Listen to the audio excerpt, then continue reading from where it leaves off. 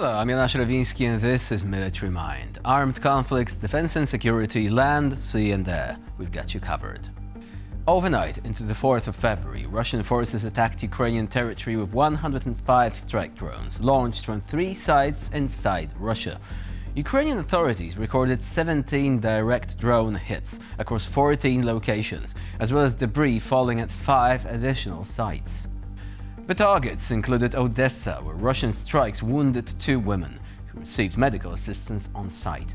According to regional officials, civilian and industrial infrastructure as well as an administrative building belonging to an industrial facility were damaged in 3 districts of the city.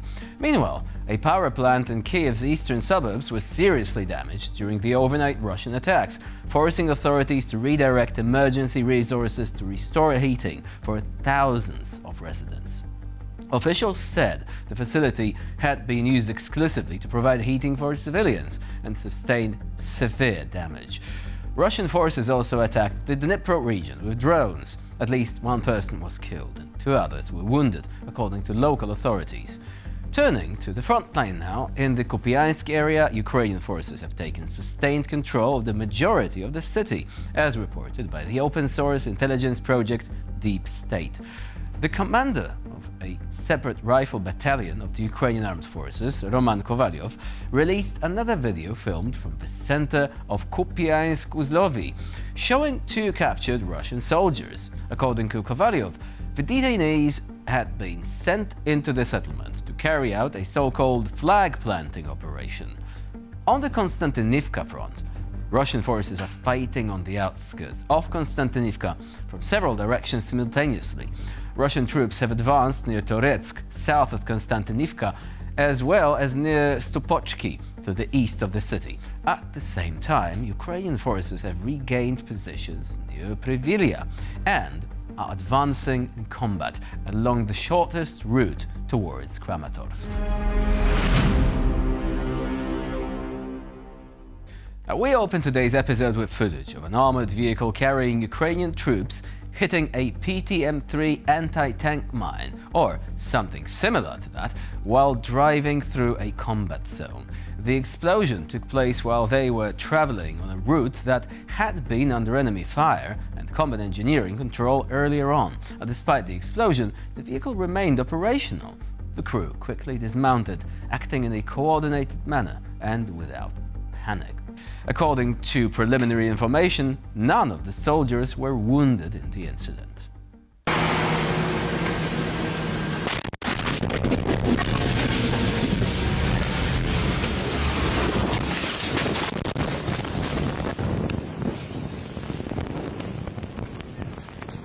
At this point, of course, we should mention that landmine contamination of Ukraine is a major humanitarian issue. It's not just troops who are affected, it's pretty much everyone, especially since Russia often goes into its war crimes are us mode and remote mines areas occupied exclusively by civilians. Now, we're moving on to the next part of the program.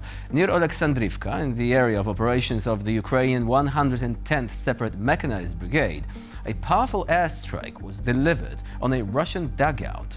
The clip ahead shows several guided aerial munitions hitting the fortified shelter, aiming to completely destroy the position in question. Reconnaissance data, target detection and illumination were provided by servicemen of the Artillery Reconnaissance Battery. The coordinated actions between reconnaissance and aviation assets made it possible to accurately hit enemy fortifications and disrupt the Russians' further efforts in this sector of the front.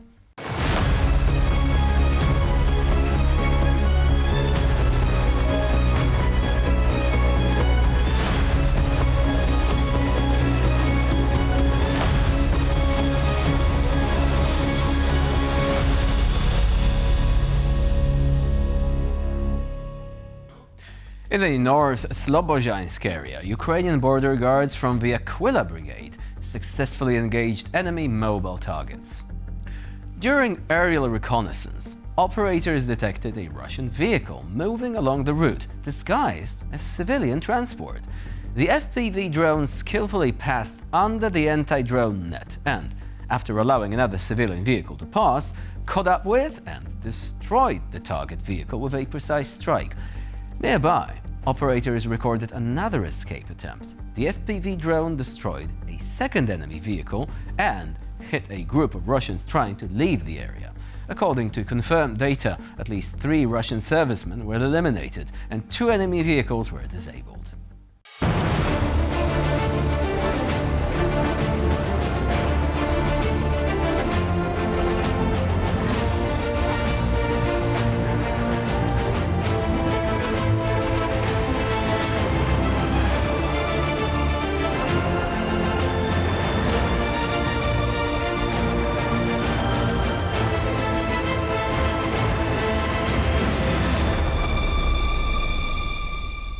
There's one thing we should probably note. Do you know why the Russians were trying to disguise their vehicles as civilians?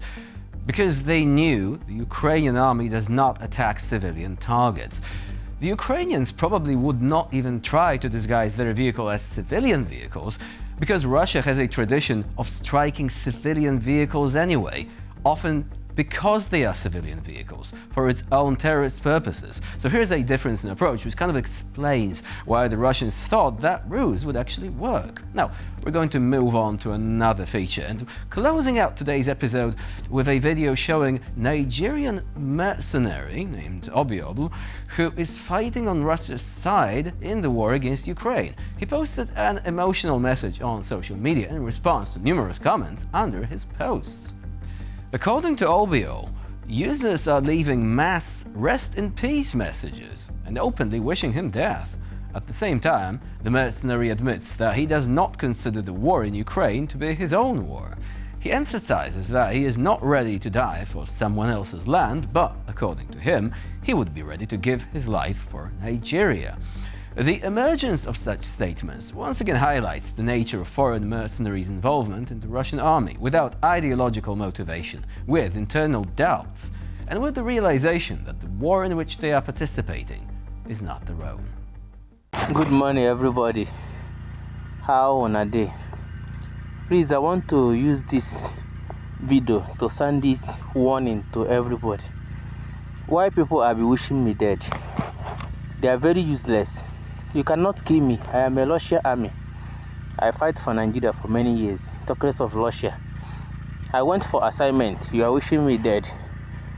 Because it's too much. That was why I decided to make this video. Today is 30 January 2026. I am sound alive. I don't give a doubt.